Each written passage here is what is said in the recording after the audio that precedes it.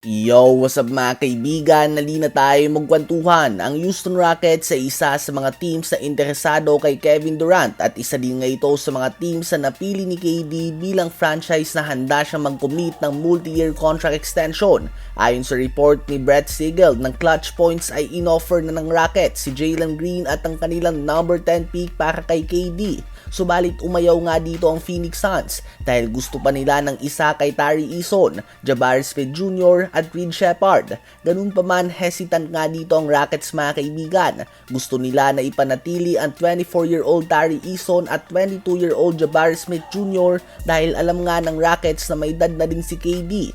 In 3 or 4 years ay expected na bababa na din ang kanyang laro, habang si Eason at Smith Jr. naman ay papasok pa lamang sa kanilang mga prime. Subalit kung mapapayag nga nila ang Phoenix Suns dito ay napakalaking bagay nga nito para sa Rockets dahil basically same Rockets team mga kaibigan. Palitan mo lang nga si Jalen Green ng Kevin Durant, big upgrade nga yan. Isipin mo kung noong playoffs instead na si Jalen Green na gumagawa ng 7 points noong game 1, 9 points sa game 3, 8 points sa game 4, 11 points sa game 5, 12 points sa game 6 at 8 points noong game 7 ay may Kevin Durant ka na gumagawa ng 20 points or maybe even 30 points consistently.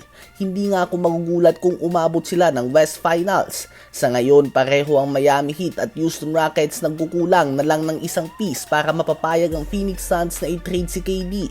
Ano ba masasabi nyo tungkol dito? Ngayon ay tumungo naman tayo kay Cooper Flag. Ang projected number 1 pick ng NBA draft ngayong taon ay standout nga sa Team USA practice noon kasama ang mga legends sa tulad nila LeBron James, Stephen Curry, Kevin Durant at iba pa. Nag-advance nga siya ng 1 year para makapasok na sa kolehiyo at muli siya nag-dominate dito. Kung tutusin mga kaibigan ay dapat ngayon nga ay papasok pa lamang siya sa kolehiyo. Subalit masyado na nga siyang magaling para sa class niya o sa kanyang edad sa high school. Kaya naman nag-reclassify na siya. At kahit nang ginawa niya ito ay projected number 1 pick pa din siya ngayong draft. Sa Duke ay nagpakita siya ng all-around game. Hindi siya masasabing sobrang galing na shooter, playmaker o ball handler. Subalit magaling nga siya at andun ng pyesa para maging sobrang galing. Kaya naman gustong-gusto nga siyang makuha ng mga teams including ang Dallas Mavericks na hawak ang first pick. Alam nga ng Mavs na magaling talaga si Flag at fit ito sa kanilang team.